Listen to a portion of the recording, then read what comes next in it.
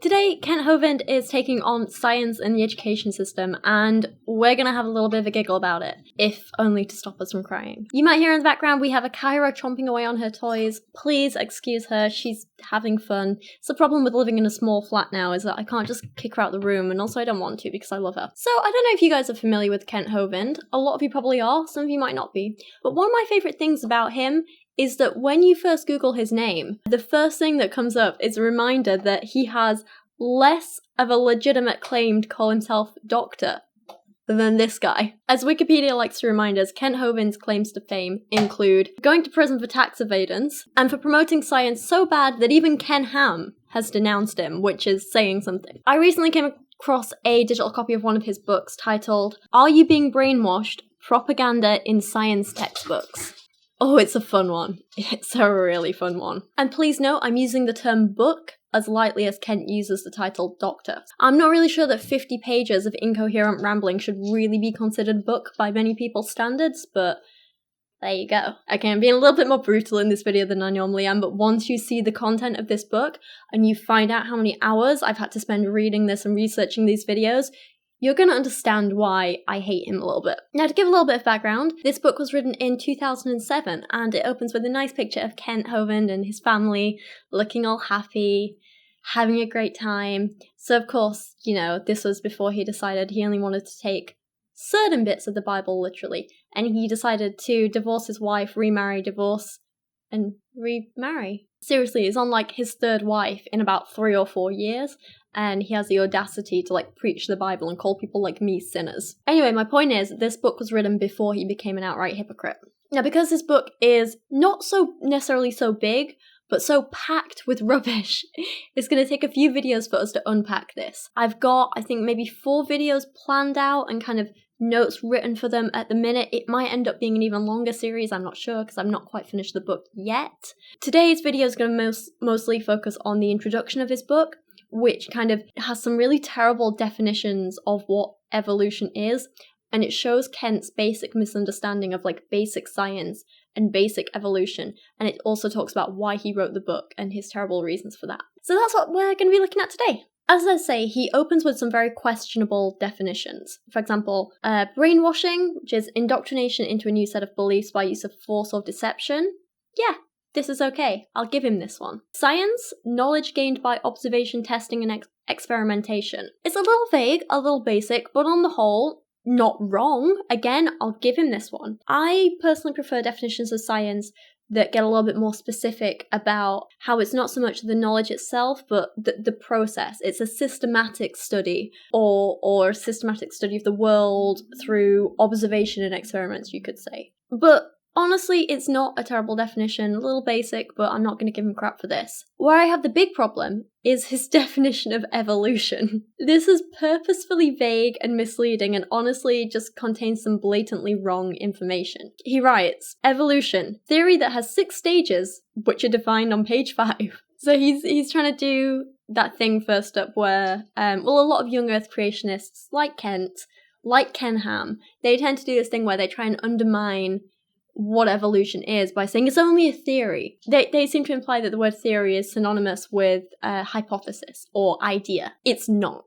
The label of theory does not get thrown around lightly or easily. To be labelled a theory at all, the hypothesis needs to have gone through rigorous, detailed testing over a long period of time. It's not just given out on a whim. For the rest of his definition of evolution, we have to skip forward a few pages in the book to page 5, because he is so dishonest in his explanation that one sentence won't do it justice. But actually, before we do this, let's have a look at an actual scientific definition of what evolution is, just so we're all kind of on an even playing field. We all know where we're coming from. We all know what we're critiquing Kent about, okay? So there are a couple of options for how we can define evolution, but the one I really like that's kind of simple and straightforward and that we can talk about today is evolution is change in the heritable characteristics of biological populations over successive generations. It's simple, straight to the point, accurate. It talks about how it's genetic change over time within populations. It's not, as some people like to suggest, a monkey giving birth to a dolphin. Kent Hovind, however, because he is completely dishonest, he makes the rather misleading claim that evolution is, or rather has, the following. There are 6 different meanings, levels, or stages to the word evolution. 1 is cosmic evolution, the origin of time, space, and matter from nothing described as the Big Bang. This isn't evolution. I don't want to be picky, I don't want to be one of those people, but it's not evolution. The Big Bang theory is completely separate from Darwin's theory of evolution by natural selection. 1 is about genetic changes amongst living organisms. 1 is about how the universe came into existence. They're very different, very separate. And I know a lot of Christians and creationists like to kind of group them together and say that they're connected and evolution can't be true because we don't know about the Big Bang or so on, but they're separate theories and they're different. 1 can be true without the other. They may be connected, but they're not dependent on each other. Yeah, to call any theory about the beginning of the universe evolution is dishonest and inaccurate. Oh, and by the way, shout out to Thomas for the Holy Kool-Aid, don't drink the Kool-Aid mug. Amazing. Also go check out his channel, he's great. So Kent's second and third definitions read as follows. Chemical evolution being the origin of higher elements from the hydrogen supposedly produced in the Big Bang, and stellar and planetary evolution, the origins of stars and planets from dust cloud. So yeah, not evolution, not even a little bit of evolution. I think you could argue these are more of a continuation of the whole origin of the universe theory type stuff. But I'm not personally going to address these in the video too much because simply physics and chemistry like this isn't my area of expertise, and I think there are much better, more qualified people to talk about it than me. The actual biology, genetics, evolution side of things, that's what I do want to focus on today. So yeah. I know it might seem like an easy out to just say they're not evolution, move on, but it's what I'm gonna do. His fourth type of evolution is actually referring to abiogenesis rather than evolution, and that is what he calls organic evolution, the origin of life from non-living matter, i.e. spontaneous generation. Again, this theory is separate from evolution, but very connected, more connected than the others are, I'd say.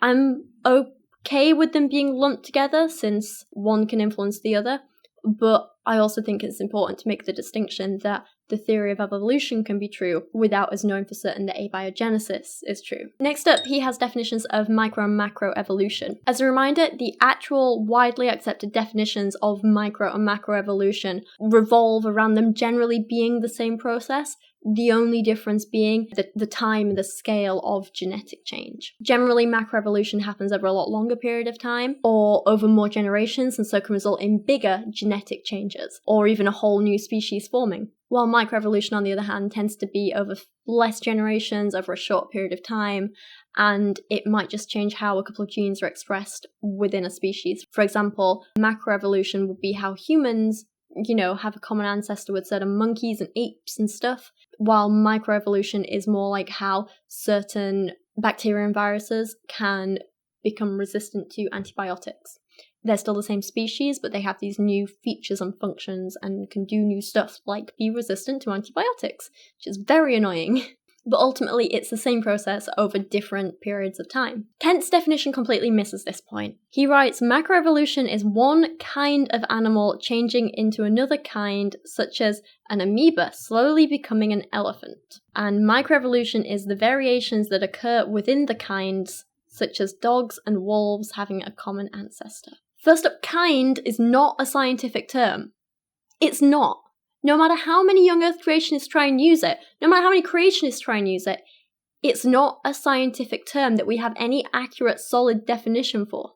We have species, we have families, we have genuses, we have all sorts. We don't have kinds. That word means nothing in this context. There's no standard or agreed definition of what a kind is, what makes up a kind, what decides what is and isn't part of a kind. There's no standard there. They're literally just making things up on the fly to fit their own agenda. Therefore, claims like one kind turning into another kind, it means nothing. Also, with phrases like an amoeba slowly becoming an elephant, it's such an odd, unclear way of describing macroevolution, because that's not what happens, and it seems very misleading, maybe? No one is saying one particular animal turns into another type of animal. It's about genetic changes to a population over time. It's about trends in the population. Interestingly though, Kent does acknowledge that microevolution is a thing. I mean, we've literally observed it, so how can he not? I mean, in the words of Ken Ham, we were there. He would, at this stage, be a bit silly to try and deny that microevolution is a thing. However, he does go on to completely misrepresent micro and macroevolution in his following paragraphs. He goes on to write at one point, "No one has ever seen a dog produce a non-dog. They certainly have not seen something come from nothing or non-living matter come alive." It's a literal straw man. No one is claiming dogs give birth to non-dogs. We're saying that over time, whole populations change, and sometimes those genetic changes are so big that two different populations can become so distinct from each other that they're no longer able to interbreed, and therefore we can claim them to be different species from each other. That's what we're claiming. And by over time, we're literally talking about hundreds of years, maybe thousands of years, maybe millions of years, billions of years in some cases. These changes can be huge when we're talking on that scale. For example, we share a common ancestor with orangutans, for example. Gorillas, chimps, monkeys, all sorts. We share a common ancestor with them. But no one is out here trying to claim that, like, one day this, like, gorilla just popped out a human baby and it was like, bam, evolution, bitches! That's silly. No one's trying to claim that. It's more like, a long time ago, there was a group of ape-like animals who were our ancestors. And over time, different selection pressures acted differently on different groups of them. We already know that DNA is like a huge code, right? So every time someone gives birth to a baby, the DNA is a mix of the mother and the father's DNA. And different mutations can occur, leading to different things. Sometimes these genetic changes aren't even noticeable. Sometimes they can lead to genes being expressed differently. Sometimes they can lead to problems. Sometimes they can lead to advantages in the offspring. Lots and lots of different selection pressures and just things in general affect who survives to pass on their genes and who doesn't. So over time, if different selection pressures are affecting different populations, for example, if one place has an abundance of meat, another place has an abundance of corn, that is going to affect the populations over time in terms of like their diet and how they eat and who survives and who doesn't. Because maybe the animals who can digest corn better than meat do better over here. And the ones who can digest meat better than corn do better over here. That's a stupid example. I don't know why I brought that up, but you get what I'm saying, right? But like I say, over time, if different selection pressures are acting differently on different populations, then we might start to see trends in the genetic changes in a population. Or in different populations even. The 20th generation of offspring from one group may be very different from the 20th generation of offspring of the other group. Hell, there's even going to be differences between the first generation and the 20th generation in the same group. And this is all happening on a really massive, huge, big scale, bigger than anything Kent Hovind can probably picture. But the important thing to remember is that it does make sense, and it's not only plausible, but probable. And we have seen plenty of evidence to suggest that it's true, and no other theory explains the evidence better than this. Kent writes that the general theory of evolution teaches that the Earth formed 4.6 billion years ago as hot molten mass. Over the next billion years, it slowly cooled down and developed a rocky crust. Then it supposedly rained on the rocks for millions of years and turned them into soup. About 3.5 billion years ago, this soup came alive, found someone to marry, something to eat, and slowly evolved into every living thing on the planet. This is certainly what the textbooks teach. So this is evolution explained by someone who has clearly never studied evolution, has clearly never read any of these textbooks. To get back to why Kent says he wrote this book, with his bad definitions of evolution, he writes, "I hate being lied to. After teaching high school science for 15 years, how the hell did he have that job? How the hell did he keep that job? After teaching high school science for 15 years, and now speaking on the topic of creation/evolution over 800 times per year for another 15 years. These numbers are a bit dodge. Is he really giving, 3 speeches a day? And over 90 public debates with professors who believe in evolution, I am convinced that all of the evidences that are currently being used to support the evolution theory are errors, except they aren't. He just seems to be willfully misrepresenting the evidence and misunderstanding the information and misinterpreting it all. It's not a matter of it being wrong, it's a matter of Kent doesn't understand it, and you'll see that as we go through the book. Kent isn't a real scientist. He doesn't have a real degree. He just doesn't want to believe this stuff because it doesn't fit his young Earth creationist narrative. And so he twists the evidence until it does. It's dishonest. Even Kyra's grumbling at it. I don't know if you can hear her. He goes on to say, these errors are being kept in textbooks because someone wants you to believe their pet theory that we all came from a rock that came from nothing 18 billion years ago. Someone is trying to brainwash you using your own science textbook. It's just a matter of teaching basic facts. That's all it is. And I think maybe Kent would benefit from actually reading one of these textbooks every now and again.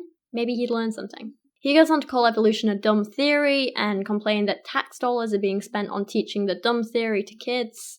He writes, I'm in favour of science and in favour of using the scientific method to support or refute theories. Could have fooled me, mate. I'm not trying to get evolution theory out of the schools. If there is real evidence for evolution, I would like to see it. Except everyone's showing at you and you're just closing your eyes and pretending it's not there. There is no evidence for evolution. I think it is time to call it a religion and remove errors from the science textbooks.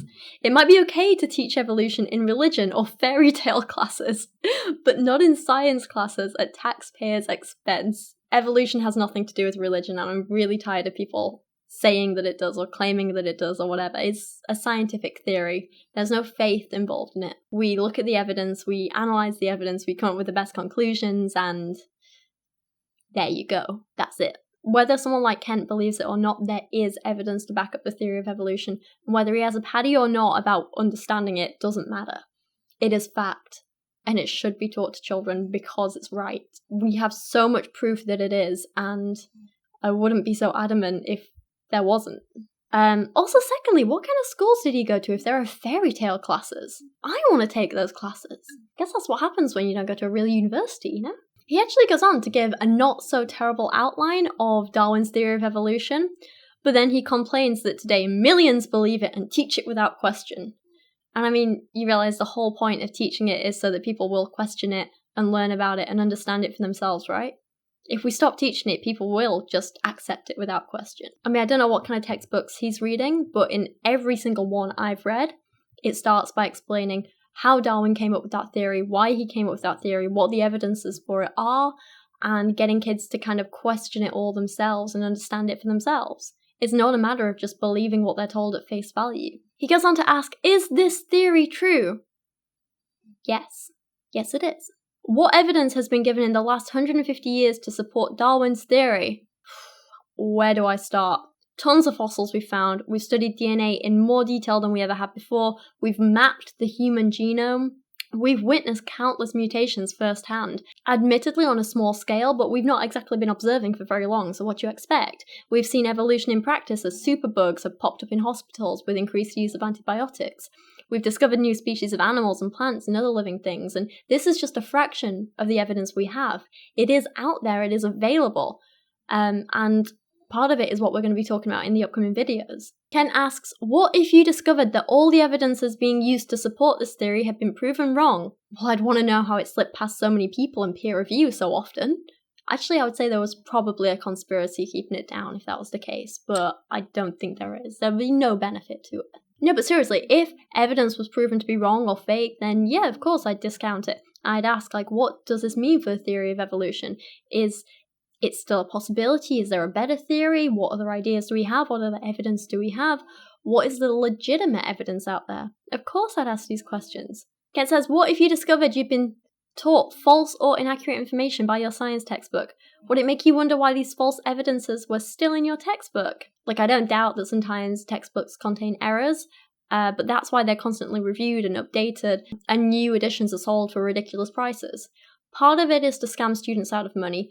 Part of it is to keep them up to date and correct the things that we find out are wrong or new research or whatever. Kent goes on to conclude this section by talking about why this stuff matters, and this is where we're going to end the video as well. I really want you to pay attention to the kind of language he uses in this section, because it's incredibly manipulative. I don't know how many of you guys did English Lit and stuff at GCSE or whatever your equivalent is when you're 16, but let's just put those English Lit hats on for a second, right? And look out for the imagery and listen to the tone with which he talks about evolution. You're going to pick up on some very interesting words with very interesting connotations. He says, what difference does this make? Who cares about creation or evolution? In my 90 debates with evolutionists, I often ask simple questions like, if evolution is true, how can anyone tell right from wrong? My opponents never answer the question.